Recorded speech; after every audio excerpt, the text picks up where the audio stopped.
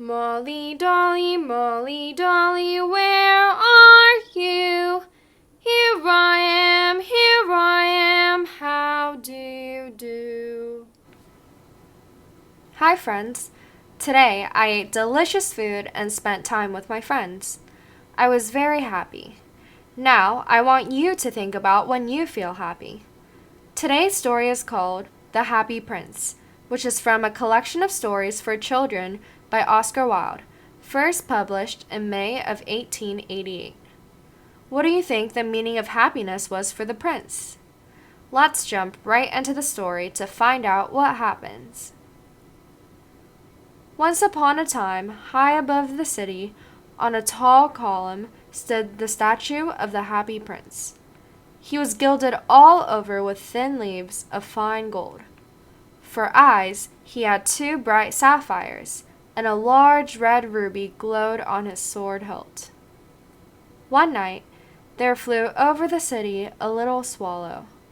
All day long he flew, and at night time he arrived in the city. "Where shall I land?" "Oh, there is the statue on the tall column. I shall land over there. It seems like a fine place with plenty of fresh air." So he landed just next to the feet of the Happy Prince. "Oh wow, I have a golden bedroom." He prepared himself to go to sleep. But just as he was putting his head underneath his wing, a large drop of water fell on top of him. "That is so strange. There isn't a single cloud in the sky. The stars are quite clear and bright, but yet it is still raining." Then another drop fell. "What is the use of the statue if it cannot keep the rain off of me? I must look for a good chimney pot." He was about to fly away, but before he had opened his wings, a third drop fell, and he finally looked up. "Oh my goodness! Why is the statue crying?" The eyes of the Happy Prince were filled with tears, and tears were running down his golden cheeks. His face was so beautiful in the moonlight that the little swallow was filled with pity. "Who are you?" "I am the Happy Prince." "Why are you weeping then? Your tears have quite drenched me. When I was alive and had a human heart, I did not know what it meant to feel sad, for I lived in the palace where there was no such thing as sorrow.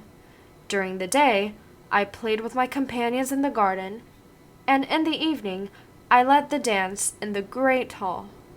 My courtiers called me the Happy Prince, and happy indeed I was, if pleasure be happiness. So I lived, and so I died. But now that I am dead, they have set me up here so high that I can see all the misery of my city.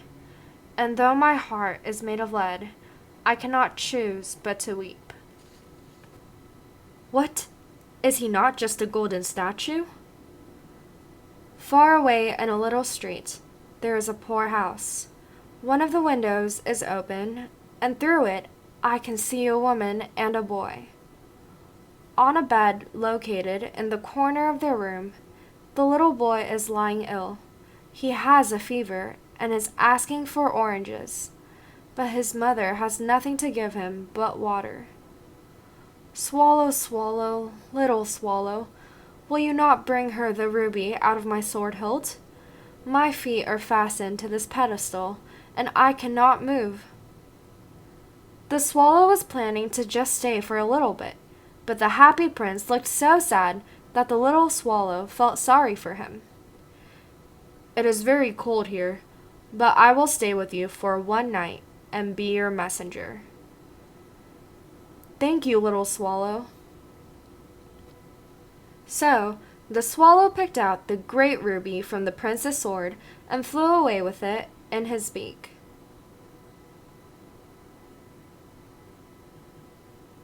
At last he came to the poor house and went inside. The boy had fallen asleep. He laid the great ruby on the table. Then the swallow flew back to the happy prince and told him what he had done. "This is quite strange. I feel so cold outside, but so warm inside my heart." "That is because you have done a kind act." Next day, the swallow said, "I am going to leave tonight." "Swallow, swallow, little swallow, will you not stay with me one night longer?" Far away across the city, I see a young man in a garret. He is leaning over a desk covered with papers. He is trying to finish a play for the director of the theater, but he is too cold to write anymore. There is no fire in his fireplace. "Okay, I will wait with you one night longer." "Thank you. My eyes are made of rare sapphires. Pluck out one of them and take it to him. He could sell it to the jeweler, buy some food and firewood, and finish his play." So the swallow plucked out the prince's eye and flew away to the student's garret. When the moon came up, he flew back to the happy prince. "I am coming to bid you good-bye."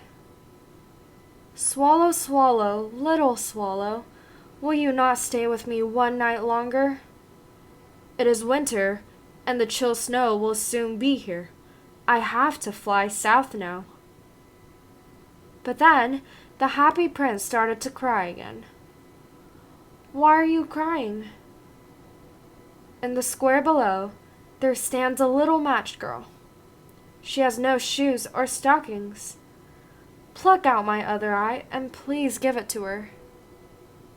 "Okay, I will stay with you one night longer, but I cannot pluck out your eye. You will be blinded then." "Swallow, swallow, little swallow, do as I command you." So he plucked out the prince's other eye and darted down with it. He flew towards the match girl and slipped the jewel into the palm of her hand. Then the swallow came back to the prince. "You are blind now, so I will stay with you. I'll be your eyes." From then on, he sat on the prince's shoulder and told him stories of what he had seen. "I am covered with fine gold. You must take it off, leaf by leaf, and give it to the poor. My gold can make them happy." Leaf after leaf of the fine gold the swallow picked off, till the happy prince looked quite dull and gray. Leaf after leaf of the fine gold he brought to the poor. Although there were no rubies and sapphire eyes or splendid clothes, the prince was dearly happy. Then the snow came, and after came the frost. The poor little swallow grew colder and colder, but he could not leave the prince. He loved him too much. It came to the point where he knew himself that he was going to die soon. He only had just enough strength to fly up to the prince's shoulder one last time. "Goodbye, my dear prince." At last the swallow fell down dead at the prince's feet. At that moment, there was a strange sound of a crack inside the statue, as if something had broken. As the statue of the happy prince was no longer beautiful, the people pulled it down and threw it into the fire. But his rusted heart, made out of lead, didn't melt in the furnace. It was his heart that had made the sound of a crack. One day, God said to one of his angels to bring him the two most precious things in the city. So the angels brought him the leaden heart of the prince and the dead little swallow.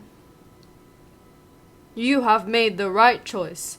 For in my garden of paradise, this little swallow shall sing forevermore, and in my city of gold, the happy prince shall praise me forever."